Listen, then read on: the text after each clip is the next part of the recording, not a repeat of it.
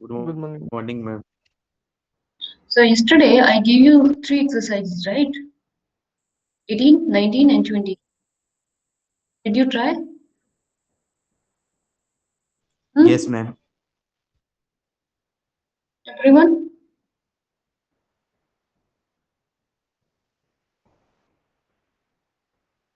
Yes, ma'am. What about the other? Yes, good. So it was the 18 is show that this is the inverse of 13 modulo 2436. So if this is the inverse, then you just multiply 937 into 13 and divide by this. Are you getting 1? Obviously, yes, right?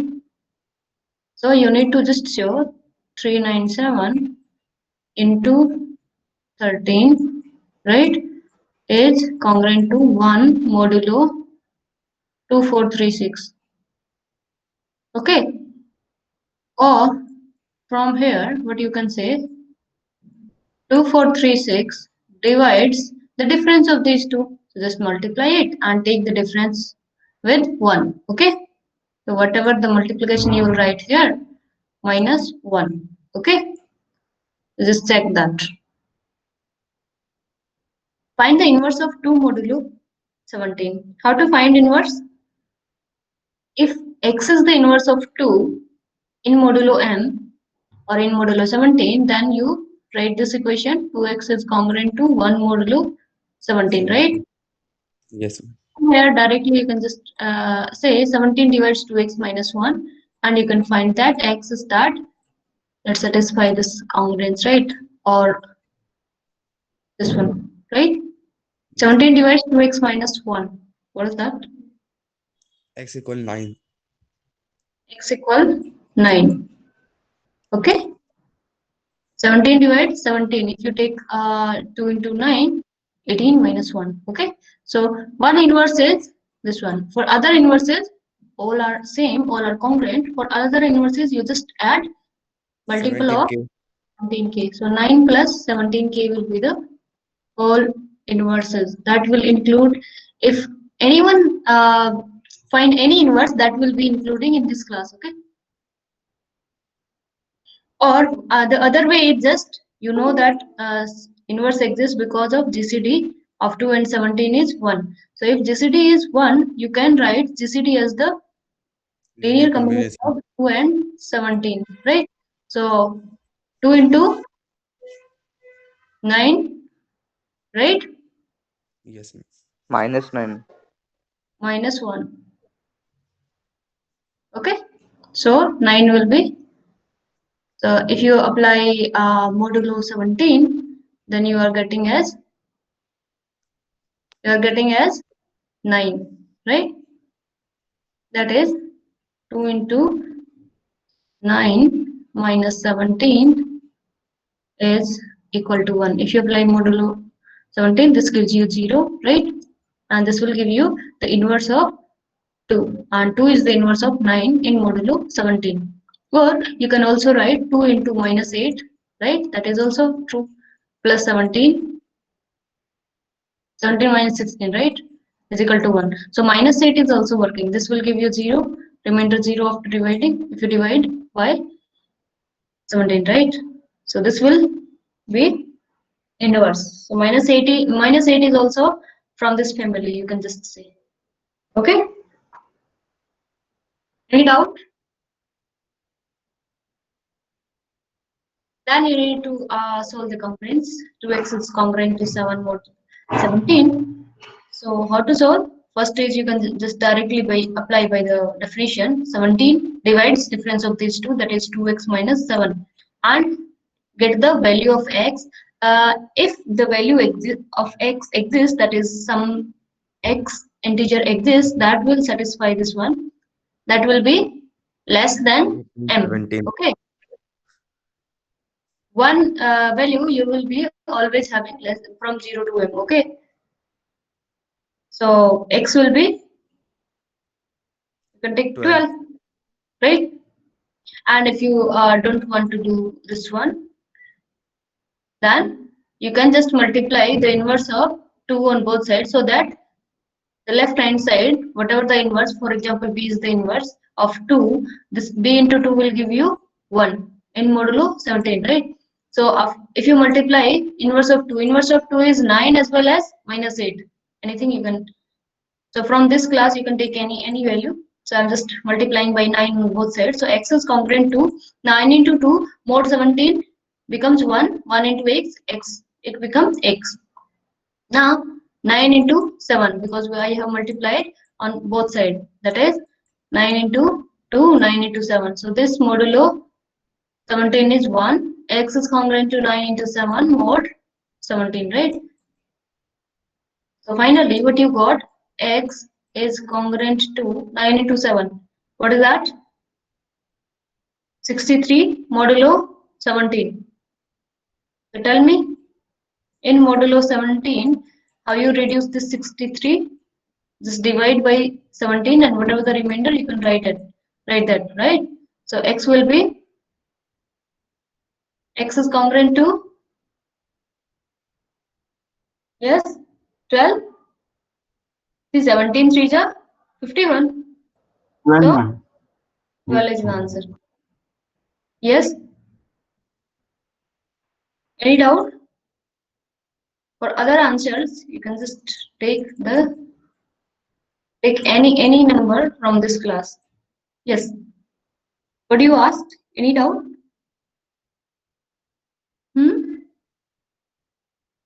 Ma'am, second last step. This one.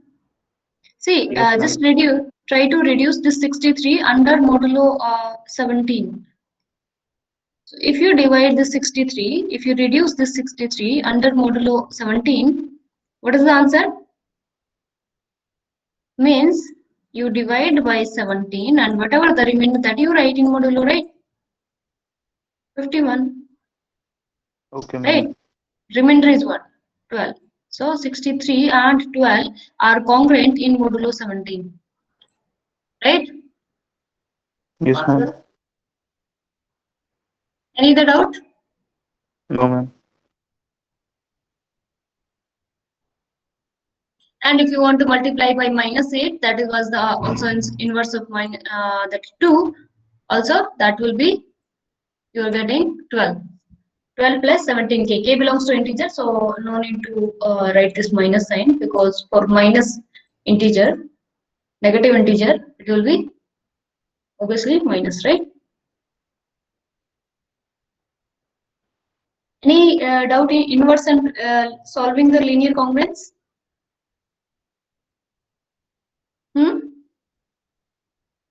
No, ma'am. No. Okay. Now that was the linear congruence. That is only one congruence, right?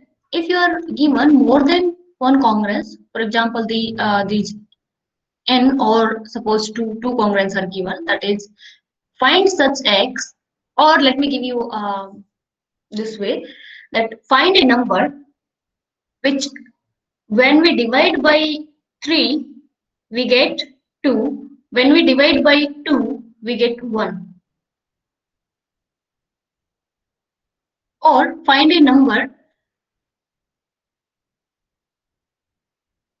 which when divided by 3 we are getting remainder as 2. So that means this one, right? And the same number when we divide by 5 we are getting 3 as the remainder, right? Correct. So these equations will be defining that equation, right? Right, that number, these congruences. If you solve these simultaneously, because this x satisfies simultaneously both equations, like this you can have up to n equations. How to solve that equation? That is given by this theorem, Chinese remainder theorem. Okay, here m1 and m2 are different. See, 3 and 5, these are different, and solution is same. That is, one value of x simultaneously satisfying both these equations. And in case of here, one value of x is satisfying all these. That is, if you divide x by m1, you get remainder a1. If you divide x by m2, you get remainder a2 and so on. If you divide by mn, you get remainder an. Understood? So that is our system. In general, I can just write x. When we divide by mk, we get ak. Okay, k is running from 1 to n. Ak mod mk. Understood?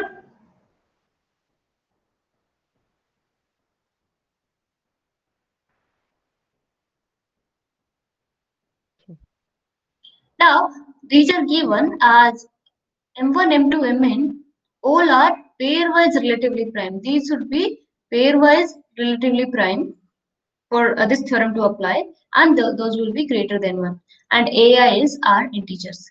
Then this system, this whole system, have unique solution.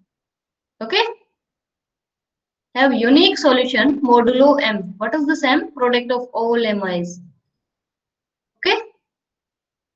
So we will find a solution for which that is satisfying all these congruencies. Okay? And simultaneously that is satisfying. Okay? At a time. So we will just we'll construct a simultaneous solution. How? How we will construct? Just see.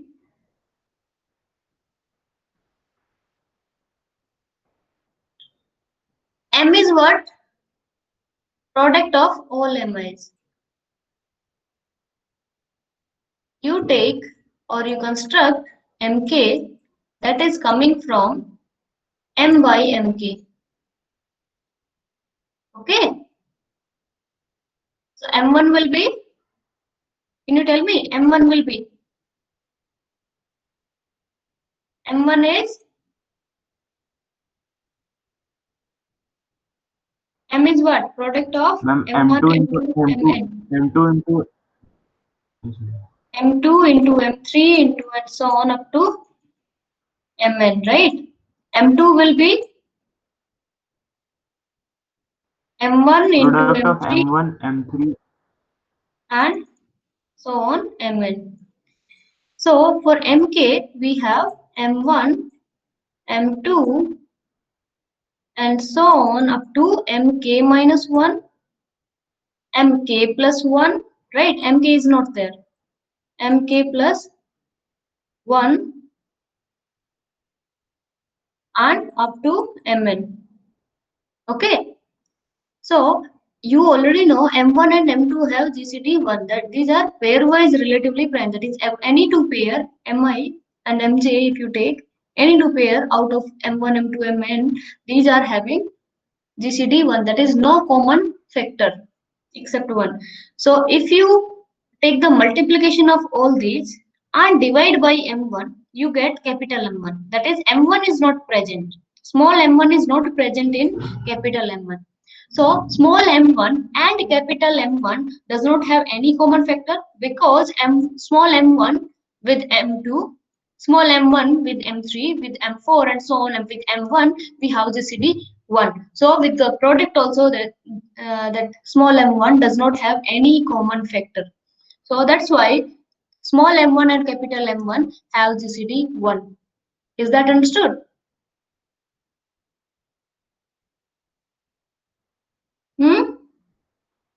No, ma'am. See, in MK, small mk is missing, right? Capital MK, small mk is missing. We have divide the product divide by that small mk. So mk is not present over here. And what is this mk? Mk is having no common factor with m1, no common factor with m2, no common factor with mk minus 1 and mk plus 1 and so on up to mn. So will it be having any common factor with the product of all these? No, right? So then why we are writing, ma'am? MK.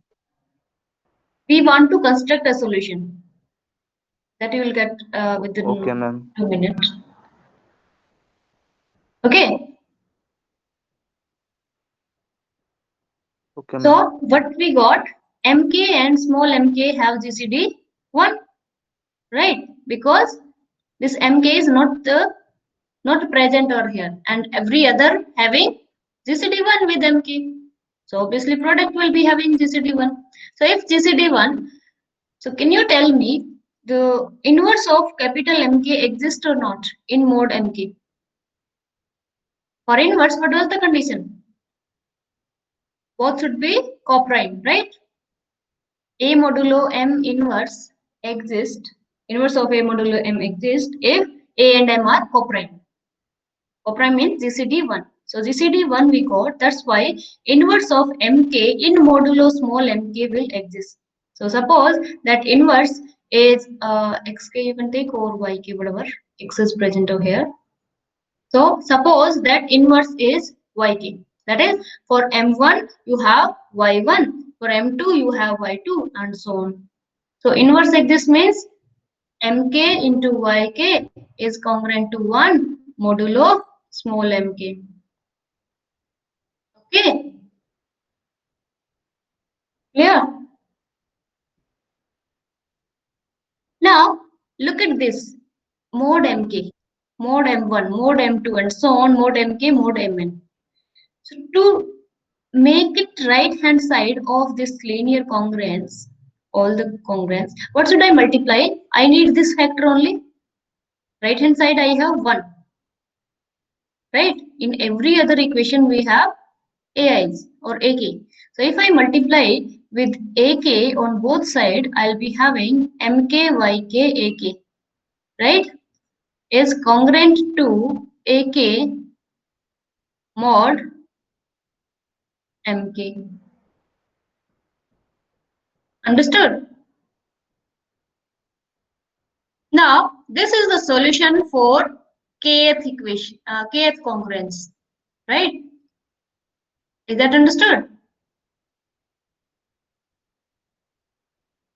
Hmm? Yes, ma'am. Yes, ma'am. Yes, So ma'am. this, that is m1 y1 a1 is the solution for first one. m2 y2 a2 is the solution for second one, right? Okay. M3 y3 a3 is solution for third one. What about the first one is that is we want simultaneous solution, right? M1 y1 a1. This is satisfying the first one according to this one, whatever we got from here, right? We will find first inverse of capital MK. First we will find MK and then inverse of capital MK, and then we will just multiply AK on both sides. We get the solution for kth equation. Okay. What about kth is satisfying kth only, right? This solution is satisfying kth congruence. What about others? That is m1 y1 a1 satisfying the first equation. This is giving you a1 mod m1.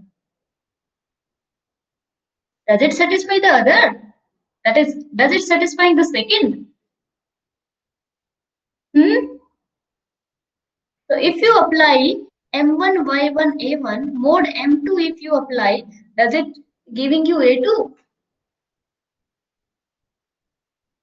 It will give you 0. Why? Because this capital M1 we have M2 factor. Capital M1 is the product of M2, M3 and so on up to Mn. So in that sense this will give you 0. This will not giving you A2, right? Similarly, M3 is also for M, if you apply mod M3 then also it gives you 0, and so on. If you apply mod Mn it gives you 0. Okay. Why so? Hmm? Why so? Voice breaking. Why is that so? Why is it so? See, this one we got from here, right? M1, Y1, A1 is giving you A1, right? Okay. Is it satisfying the other equation? This is satisfying kth congruence. What about other congruences? For example, you can just take this one. That is M1, Y1, A1. If you take X is this one and you apply modulo M1, this is giving you A1. That is, we got from here, right? What Yes, ma'am. about this X is satisfying second equation, second congruence? Is it satisfying? If I take No. X as this one, why not? If you apply mod M2, this capital M1 is the product, this multiple of M2. Obviously, Yes, ma'am. this total will be the multiple of M2. So this will give you remainder 0. In that sense, it is not satisfying, right? Okay, It ma'am. is not giving you A2. Likewise, M3 is also mod M3, it is giving you 0. So for simultaneous solution, what you do? What you do? We get zeros. For simultaneous solution, you add all those because M1, Y1, A1. If you apply mod M1, small m1, it is giving you A1. Others it gives you 0. If you take M2, Y2, A2, only with M2 it will give you A2. Otherwise, everything else will give you 0. Right? So if you take the summation of all these, that is, in general, you can just say take X is equal to summation of capital MK, YK, AK. K is running from 1 to n. So this will be the simultaneous solution mod MIs. Why is it so? This contains M1, Y1, A1. This X is what? This one only. M1, Y1, A1 plus M2, Y2, A2 and so on up to Mn, Yn, An. So if you apply Mk on that, what you are getting? Mod Mk. Mod small mk. First one is 0, second one is 0. Only kth term will give you ak. Other are giving you 0 because of multiple. Other terms are multiple of mk except capital MK, right? So if you apply small m1, you get a1 only. If you apply mod small m2, you get a2 only. Others are 0. And so on up to mn, you get an. Clear? Hmm? So Yes, this will be the solution for that. ma'am.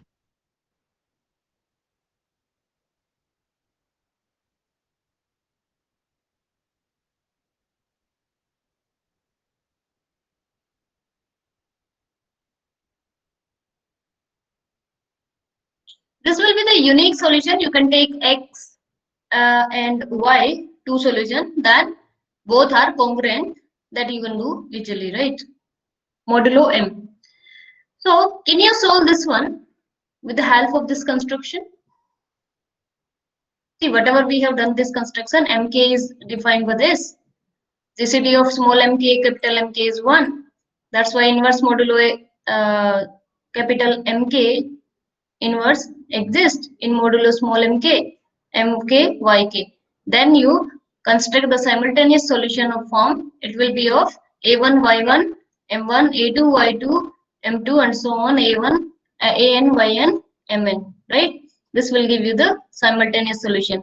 And if you apply mod mk on this simultaneous solution, so kth term only giving you ak, other terms are giving you 0, right? So that's why this is the simultaneous solution. That is, if you apply mk, you are getting k on this sum as well. So m1, you are getting a1. If you apply m2, you are getting a2. And that's what we needed for this system, right?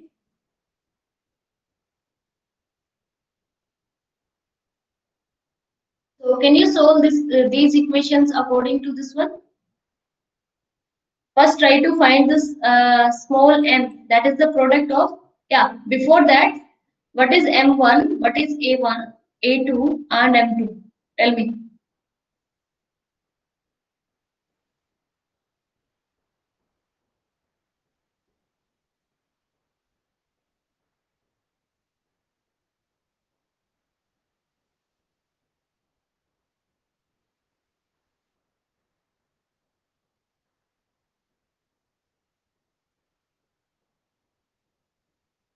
Yes, two congruences.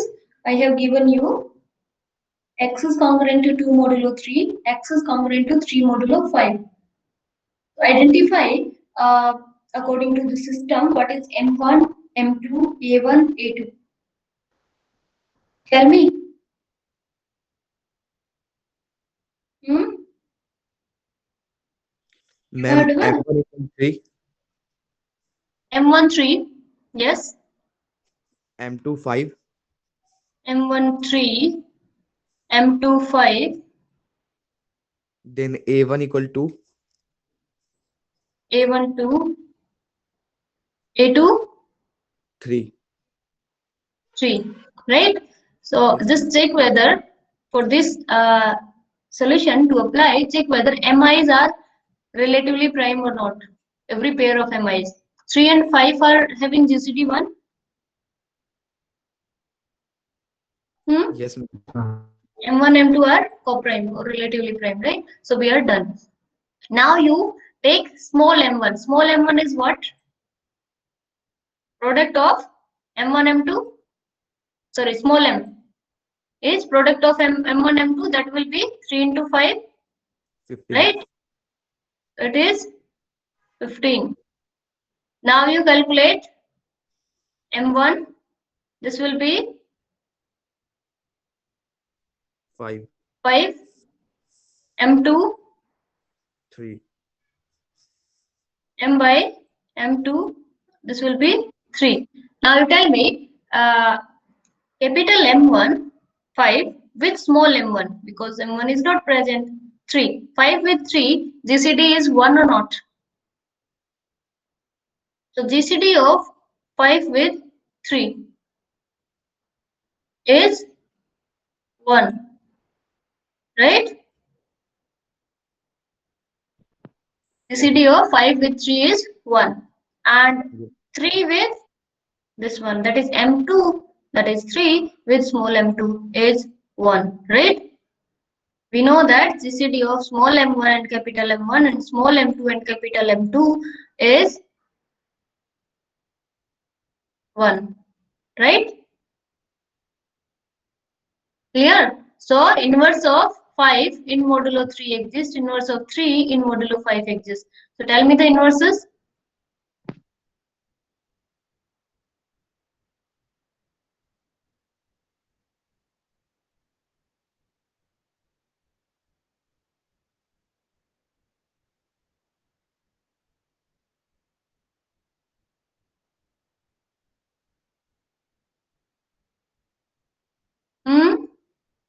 Inverse.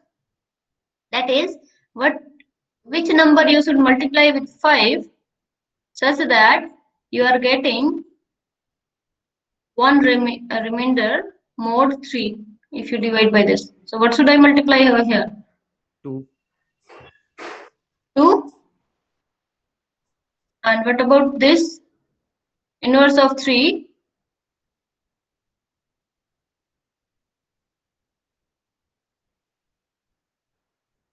Inverse of 3 is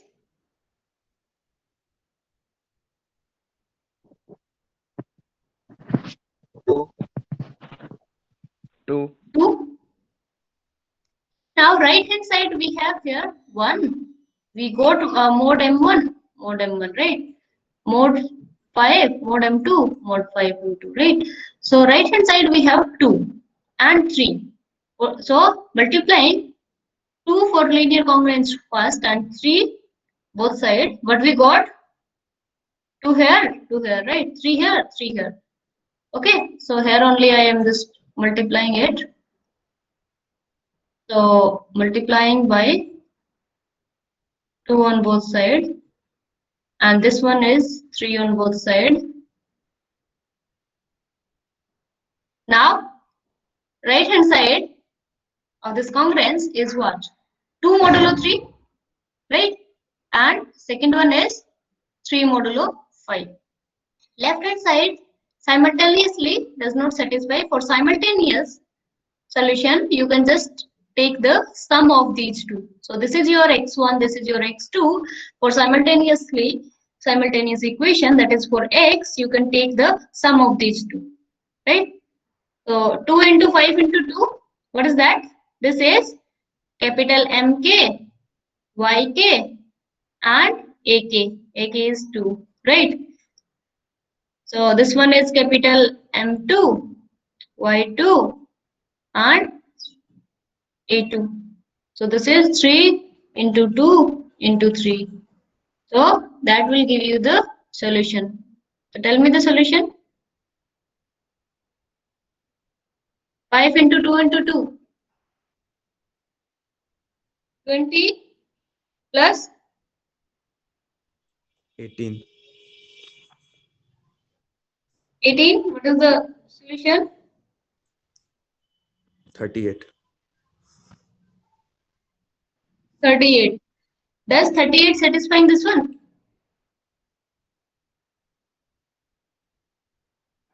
And this one. If you divide by 3, are you getting 2 remainder? And if you divide by 5, are you getting 3 remainder? For this x. So this is the simultaneous solution, right? If you divide by 3, 36. Remainder is 2. If you divide by 5, 35. Remainder 3, right? Now, this solution is also saying that it has a unique solution modulo small m. You can live up to this one, or what you do, you can apply the modulo m. Modulo small m. Small m was what? M1 into M2, right? So x is, you got 1x. For all x, you can just say 38 modulo m. Okay? And m is what? 15. Can you reduce it? 8 modulo 15. Okay? If you divide 38 by 15, you are getting 8 as remainder. So 8 also satisfying this congruence. You can just see. Okay? Clear? Hmm?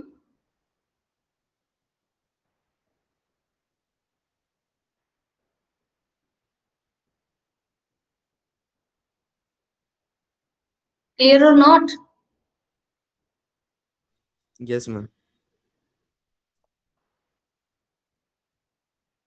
Now come to second theorem, that is Fermat's Little theorem. If I ask you that what is 39 or anything else you can take,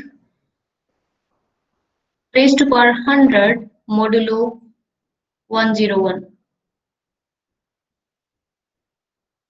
What is the answer? You'll go for modular exponentiation, right? And then you get the answer. Right? Okay, or 1 by 1 you take 39 square modulo 101, 39 cube and so on, right? But some format are there. This is a format. By looking at the format only, you can just say this value will be 1. That is, if you divide 39 raised to power 100 module by 101, you are getting 1 as the remainder. Understood? Clear? And what is this format? P is a prime number, mod P we are working. Okay? P is a prime, mod P we take. And A is any number which have GCD 1 with P, that is P does not divide A, and we have raised to power P minus 1. Okay? If P is a prime number and we have A raised to power P minus 1, mod P, this will be always giving you 1. Understood? P should not divide A, or you can just say A and P are co-prime. There is no common factor. Okay. More generally, if you just write A raised to power P minus 1 is congruent to 1 modulo P. Okay. And if you multiply by a on both sides, what you got? A raised to power p minus 1 plus 1. So p is congruent to a. A modulo p. Understood? So this is Fermat's-Little theorem. So if p is a prime and a is integer not divisible by p, then you have a raised to power p minus 1 is congruent to 1 modulo p. Okay, did you get it? So even if I ask you that 1 lakh raised to power 100 or 52, you can just say 1 lakh raised to power 52 modulo 53. What should be the answer?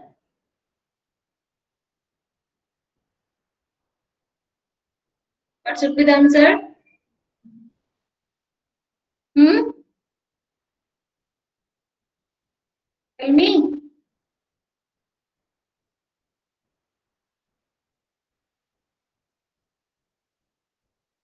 Am I audible? Hmm? Yes, ma'am. So this is your mod p and this is your p minus 1, right? And this is the number a such that 53 does not divide this, right? So answer will be 1. Clear? So for a is an integer which is not divisible by p, you have, and p is prime, a raised to power p minus 1 is congruent to 1 modulo p. And for all the integers you can have, just multiply on both sides by a, you're getting a raised to power p is congruent to a mod p. Okay?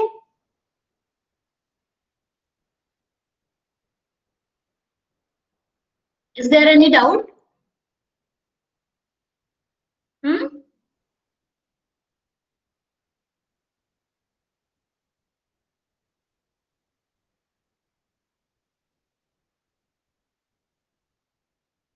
Now, till now we were discussing about prime mod p, right? If you take any composite number, okay, for example, n is any composite number and you are working in modulo n, okay, mod n. So, if you have b is any number for which if you take the power of n minus 1, here we took the a is an integer raised for p minus 1 and this if you divide by p you are getting as 1, right? This term. And for any composite what happens? For any composite if we have b raised to power n minus 1 is congruent to 1 modulo n, then n is pseudo prime with base b. Okay, n is called as pseudo prime number to the base b. Understood? Hmm?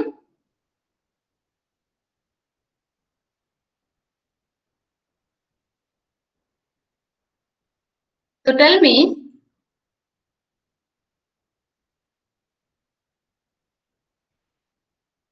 any composite number?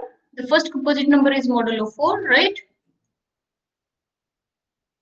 That is 4. 2 raised to power anything, 3 is giving you 1 or what? Is it true? Hmm? The question is, can you check 4 is the pseudo prime number with respect to any base b? Can you check it? So first number I took 1 raised to power 3 will give you 1. So 4 is pseudo prime with respect to base 1. What about 2? This is not correct, right? 2 raised to power 3 is congruent to 0, not 1, right? So this is not correct. So 4 is not a pseudo prime with respect to base b. That is base 2 we can't take. What about 3? 3 I can take. 3 raised to power 4 minus 1. That is 3 is congruent to Congruent to, what should I write here? 3 raised to power 3 is 27, right? 27 is 3 modulo 4. So 4 is also not congruent, not pseudo prime, not a pseudo prime number to the base 3. What about 4? Obviously that will not be true. What about 5? 5 raised to power 4 minus 1. That is b raised to power n minus 1. So 5 raised to power 4 minus 1, 3. Can you say it? This is congruent to 1 modulo 4. Is it true?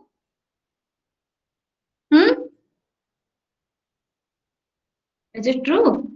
5 raised to power 3. If you apply Yes, ma'am. mod 4, you are getting as 1. That is 125. If you apply divide by 4, you are getting 1, right? So this is true. That means 4 is the pseudo prime with respect to base 5. Okay. What about 7? You can also check for 7, because with 6 you don't you have some common, right? Common factor with 4. So that will not help you. 7, 8, no. What about 9? 7 and 9, you can check it. That is raised to power 4 minus 1, that is 3. 7 and 9 raised to power 3 is congruent to 1 modulo 4 or not. If yes, 4 is the pseudo prime with respect to that base, otherwise not. Understood?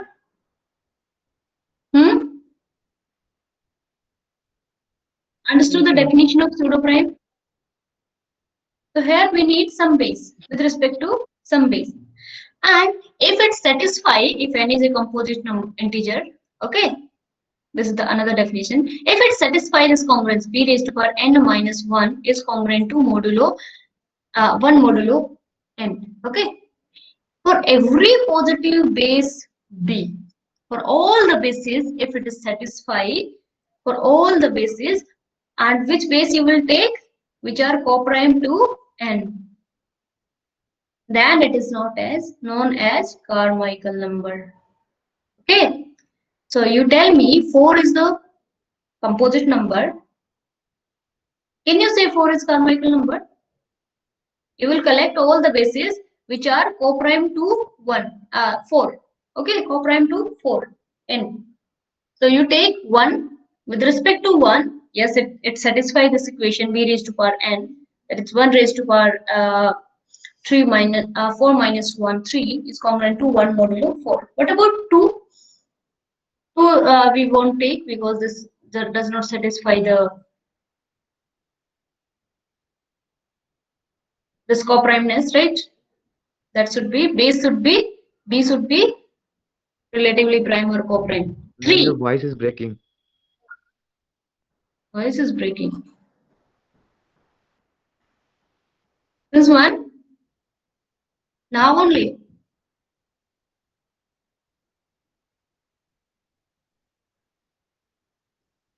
See, if any number satisfy this equation b raised to power n minus 1 is congruent to 1 modulo n for all the positive number base b with this condition GCD of b and n is 1. So if you have this one,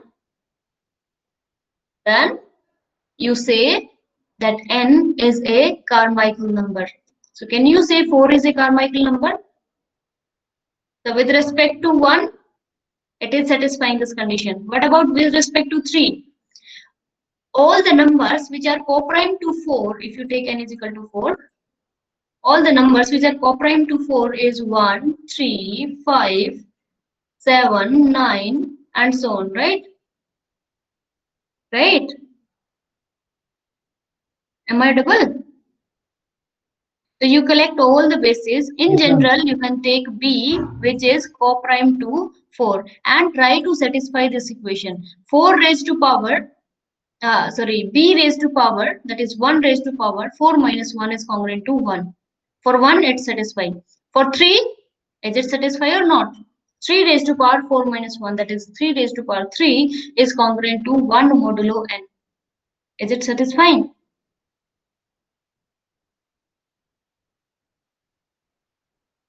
Hmm? No. No. So that's why 4 is not a Carmichael No, number. ma'am. We should have, we should satisfy this b raised to power n minus 1 is congruent to 1 modulo n for all positive integer bases with the such that GCD of b and n is 1. So here this fails, right? For this one, it's okay, but at 3 it fails. So 4 is not a Carmichael number.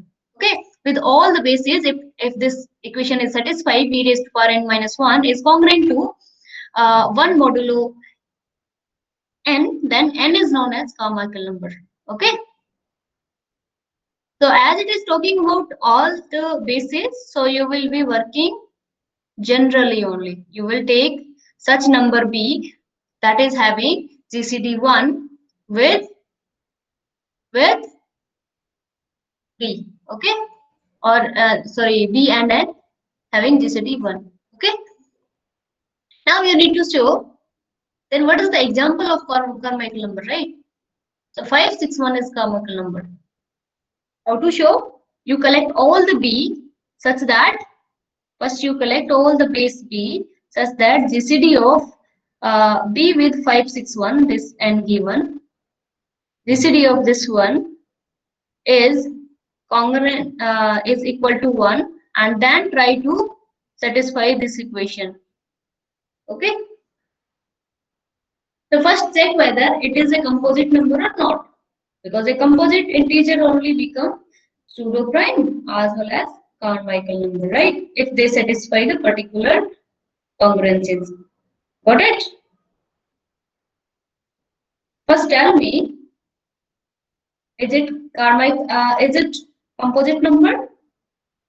What is the factorization of 561? 3 into 11 into 17, right? Then you take b, we will be working Yes, with general only, general b. You take all base b such that GCD of b with 561 is 1. Okay? Clear?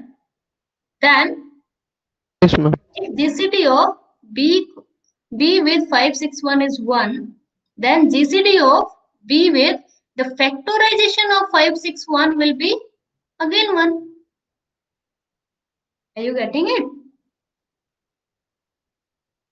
Ma'am, Hmm? repeat. Repeat. Carmichael number, see, what is the definition of Carmichael number? And the composite number will be the Carmichael number if it satisfies these two conditions. If this satisfies this one for all positive base b such that which are coprime to n. Correct? So first we take the b general base which is coprime to n, whatever the given number. Okay. So we have taken, let b is that base, b is that numbers, all those numbers. Generality, because we want all positive integers, right, which are having GCD 1. So we have taken b is such number such that GCD of b with 561 is 1 or not, right? 1.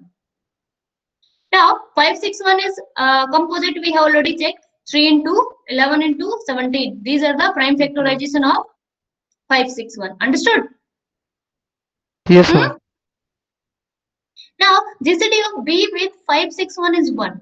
Then what can you say about GCD of b with 3, b with 11 and b with 17? These are the factorization of 561 ना. अगर इसके GCD 561 के साथ कुछ और होती तो obviously that would be other thing, right?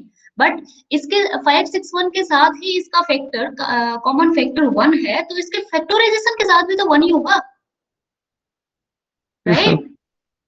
So GCD of b with 3, GCD of b with 11, GCD of b with 17 is also 1. Is that clear up to 1? Yes, ma'am. Now GCD of b with 3 means 3 does not divide b, 11 does not divide b, and 17 also does not divide b. By and this 3, 11 and 17 are prime by using Fermat's little theorem. What can you say about this one? From here, GCD of b and 3 is 1. So can you write a raised to power, that is here a is working as b, right?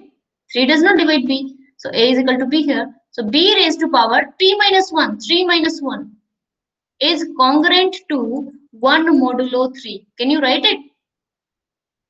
By using Fermat's little theorem. And similarly, b raised to power 11 minus 1, because 11 also does not divide this b, and you have 11 is prime. 1 modulo 11. 11. Clear? Yes, ma'am. Now, next will be b raised to power 17 minus 1 is congruent to 1 modulo 17. Is that 17. clear? So b Yes, square, ma'am. b raised to power 10 and b raised to power 16 we got is congruent to 1 modulo 3 modulo 11 modulo 17. Is that clear? Up to this one. Yes, yes, ma'am. So GCD is 1. So using the Fermat's little theorem, we got b square is 1 modulo 3, b raised to power 10 is modulo 1 modulo 11, and b16 is congruent to 1 modulo 17. Now, which number we need? B raised to power what we need to show? For n to be Carmichael number, what we need? B raised to power n minus 1, na? N is what? 561, right? 561. So, n minus 1 will be what? 560. So, our task is to prove 5 raised to power b raised to power 561 minus 1 is congruent to 1 modulo 561. We want to reach up to this one to show 561 is Carmichael number with the condition that b is having GCD 1 with 561, right? So this is our end goal. Now we got b square is congruent to 1, b10 is congruent to 1, b16 is congruent to 1 in modulo 3, 11 and 17 respectively, right? So can I say b raised to power 560? Can I form it on both sides? If I take the power 280 on both sides on first equation, I get b raised to power 560 is congruent to 1 raised to power 280. That will give you 1 only modulo 3. Okay. Yes, ma'am. Now b raised to power 560, that is for second one you take 56 on both sides, 56 power. So if you multiply 156 times, that will give you again 1, right? Then for this one, to reach up to 560, you need to multiply with 35. So 560 b raised to power 16 and total raised to power 35. Taking the 35 on both sides, you got again 1, right? But here, modulo 3, 11, 17. Left hand side is same, right? B raised to power 560 we got left hand side. But right hand side is congruent to 1 modulo 3, 1 modulo 11 and 1 modulo 17. Now, can you tell me if you have x is congruent to 1 modulo some a and x is congruent to 1 modulo some b, can you write, and a and b does not have any common factor. That means a divides x minus 1, b also divides x minus 1, a and b are co-prime, no common factor. Then a into b also divides x minus 1, right? That is, if you apply mod a into b, then also these are congruent. And here also we have 5 b raised to power 561 is congruent to 1 modulo 3, modulo 11, modulo 17. And these are relatively prime pairwise. Okay, pairwise relatively coprime. So 3 into 11, 3 with 11 GCD 1, 3 with 17 GCD 1, 11 with 17 GCD 1. So b raised to power 560 is congruent to 1 modulo product of all these. Okay. Did you get this last step? From modulo 3, 11 and 17, we can directly write this one. Okay.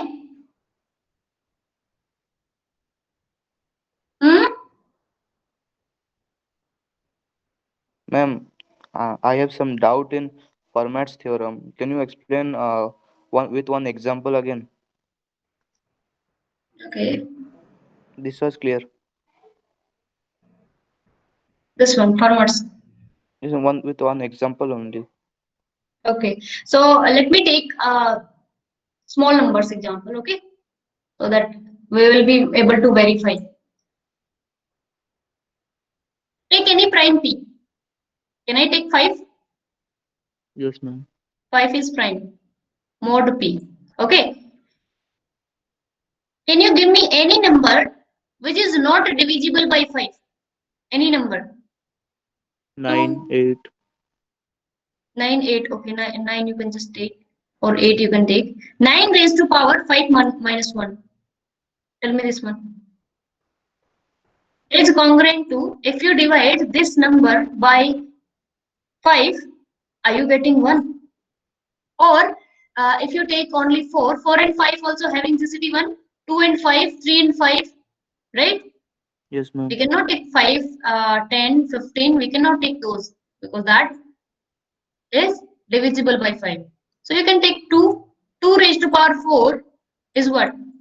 Congruent to 1 modulo 5, Yes, ma'am. right? 3 raised to power 4, because 3 also does not divisible by, is not divisible by 5. So 3 raised to power 4 is congruent to 1 modulo 5. 3 raised to power 4 is 81. If you apply mod 5, you are getting 1, right? And also 4 raised to power 4, that is 256, right? That is also 1 in modulo 5, right? Then 5 we can take, 6 we can take, 6 raised to power 4. Tell me what should be the, so 36 into 36, what is the answer? 6 raised to power 4.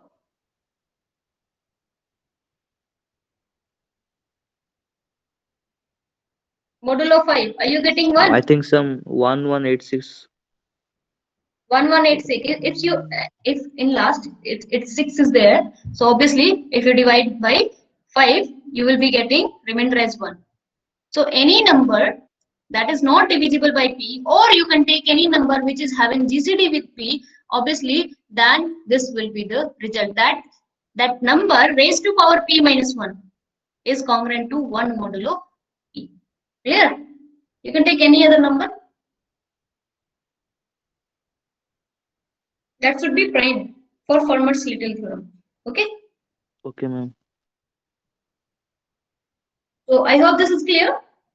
Yes, ma'am. Yes, ma'am. That is, we have just factorized it in the prime factorization, and then by using the Fermat's little theorem, we have got these powers, this one, and this one.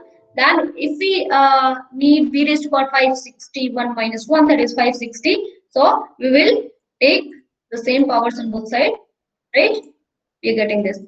So if this minus this one is divisible by 3, divisible by 11 and 17, and these are having common factor as 1. So obviously that will be divisible by product of these, and product of these is 561. And that's what we wanted to show. So we have shown this equation, b raised to power n minus 1 is congruent to 1 modulo n for all positive integer base b, okay, with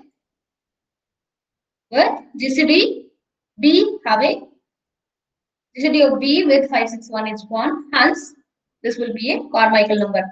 One example I will exercise, or example whatever it is. I think exercise. Yeah, this is exercise for you. Prove that 1729 is a Carmichael number. So that's it for today.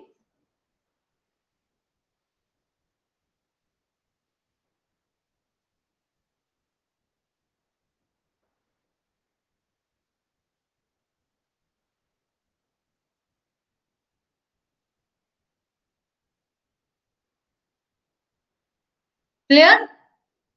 So if you will be solving this, finally you'll be getting this. Okay. I think your teacher may be waiting. I should stop here. Thanks all.